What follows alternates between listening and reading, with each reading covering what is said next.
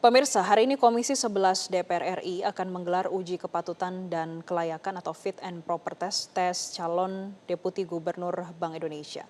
Sementara itu di hari terakhir pekan ini indeks harga saham gabungan bergerak fluktuatif pada sesi pertama perdagangan di Jumat pagi. Dan informasi terkini kita bergabung dengan Konita Rahman yang akan melaporkan dari gedung DPR RI di Senayan, Jakarta dan Ardan Anugrah dari Bursa Efek Indonesia di Jakarta. Kita akan ke Konita terlebih dahulu. Konita, apakah fit and proper test masih sesuai jadwal pada hari ini? Iya, selamat pagi Jessica. Fit and proper test atau uji kelayakan dan kepatutan bagi calon Deputi Gubernur Bank Indonesia ini baru saja dimulai sekitar pukul 9.40 waktu Indonesia bagian Barat. Dan kalau kami memantau tadi fit and proper test ini dipimpin langsung oleh Ketua Komisi 11 DPR RI yakni Muhammad Misbahkun. Kalau sebelumnya ini dikatakan bahwa fit and proper test ini akan dilangsungkan pukul 9 waktu Indonesia bagian Barat, akan tetapi memang baru dilaksanakan sekitar 3 menit yang lalu. Dan untuk yang akan mengikuti fit and proper test atau uji kelayakan dan kepatutan calon Deputi Gubernur Bank Indonesia pada hari ini yakni ada Solikin M. Juhro yang merupakan asisten Gubernur Bank Indonesia. Tentunya ini yang sudah dipaparkan oleh Muhammad Misbahkun atau Ketua Komisi 11 DPR RI bahwa untuk rangkaian fit and proper test yakni akan dimulai oleh pemaparan visi dan misi terlebih dahulu, lalu akan dilanjutkan oleh sesi tanya jawab.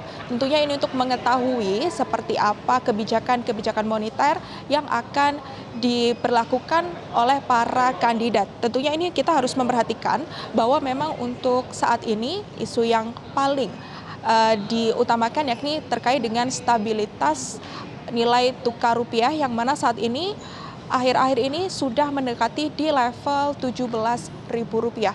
Tentunya ini menjadi perhatian sendiri.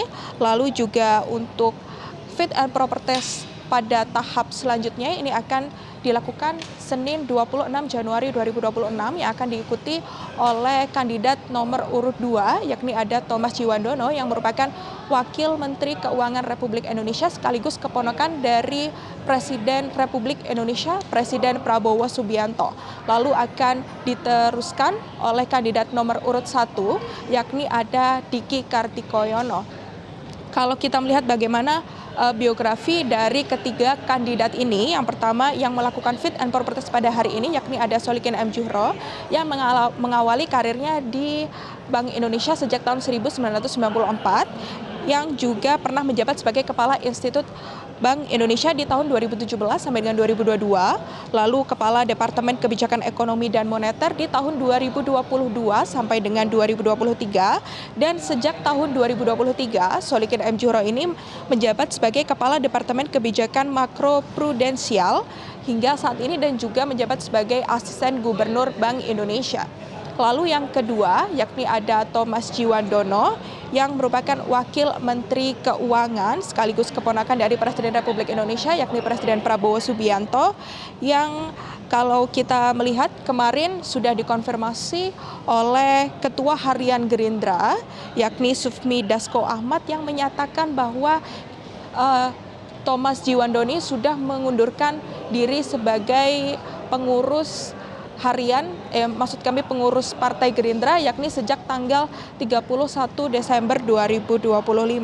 Sehingga ini juga sebagai syarat untuk independensi bagi calon Deputi Gubernur Bank Indonesia. Sementara untuk kandidat nomor urut 1 yakni ada Diki Kartikoyono, untuk biografinya sendiri mengawali karir di Bank Indonesia ini sejak tahun 1995 dan dalam perjalanannya pernah menjabat sebagai Kepala Perwakilan Kantor Perwakilan Bank Indonesia London di tahun 2020 sampai dengan 2022 dan pegawai setingkat Direktur Eksekutif Kantor Perwakilan Bank Indonesia London di tahun 2020 sampai dengan 2022 dan juga pernah menjabat sebagai Kepala Departemen Manajemen Strategis dan Tata Kelola di tahun 2022-2023 dan saat ini menjabat sebagai Kepala Departemen Kebijakan Sistem Pembayaran. Demikian yang dapat kami laporkan, kembali ke Anda di studio, Jessica. Baik, terima kasih Konita dan kita beralih ke Ardan Anugrah yang akan melaporkan langsung dari Bursa Efek Indonesia. Ardan, seberapa besar dampak dari fit and proper test Deputi Dewan Gubernur Bank Indonesia terhadap pergerakan indeks harga saham gabungan pada hari ini dan kenapa indeks harga saham gabungan turun 1%? Ya Jessica, memang faktor dari Deputi baru Bank Indonesia yang saat ini masih melakukan proses fit and proper test ini turut mempengaruhi pergerakan indeks harga saham gabungan. Namun kalau bisa kami laporkan, tadi indeks harga saham gabungan pada pukul 9 pagi sempat dibuka menguat berada di level 9.031. Namun beberapa menit setelahnya IHSG ini justru menunjukkan pelemahan. Bahkan pelemahan terdalamnya ini dicatat hingga angka 8.868. Dan memang sejumlah analis saham ini memprediksi hari ini IHSG masih akan melanjutkan tren koreksinya meskipun kondisi geopolitik global ini sudah mulai cukup mereda. Dan selanjutnya kita akan coba pantau dulu bagaimana pergerakan IHSG saat ini melalui papan Bursa Efek Indonesia yang akan ditunjukkan secara langsung oleh juru kamera Muhammad Firmansyah.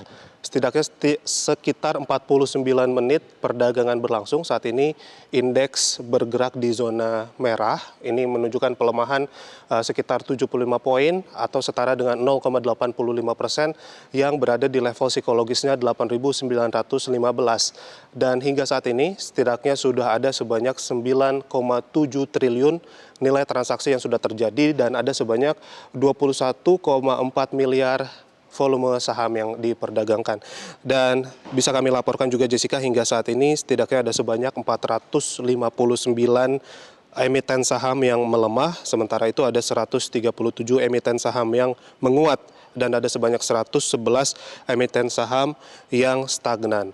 Memang beberapa faktor yang turut mempengaruhi pelemahan dari IHSG ini diantaranya tidak lepas dari sentimen global, ketegangan geopolitik meskipun saat ini sudah mulai mereda. Namun diprediksikan juga bahwa beberapa faktor ini tidak berlangsung lama, masih akan terjadi sewaktu-waktu ketegangan akan kembali menguat. Itulah yang membuat para pelaku pasar ini masih melakukan penjualan, dan memang kalau kita lihat dari net buy sell-nya ini di hari kemarin tercatat sebanyak 1,31 triliun saham yang mulai dijual oleh asing. Kemudian secara mingguan ini tercatat sudah sebanyak 4 triliun saham yang mulai diperjualkan. Memang inilah beberapa faktor, namun kalau dari sisi domestik, dari analis pasar saham MNC Sekuritas Herditya Wicaksana ini mengatakan bahwa dari sisi domestik para pelaku pasar masih menantikan juga bagaimana kabar baik dari kunjungan Presiden Prabowo Subianto ke Inggris dan juga bagaimana hasil dari Bank Indonesia ini yang menetapkan suku bunganya ditahan di 4,75%. Untuk sementara demikian, Jessica, kembali kepada Anda di studio. Baik, terima kasih Ardan Anugrah melaporkan langsung dari Bursa Efek Indonesia, dan sebelumnya ada Konita Rahman melaporkan langsung dari gedung DPR RI. Selamat kembali bertugas. Jelajahi cara baru mendapatkan informasi. Download Metro TV Extend sekarang.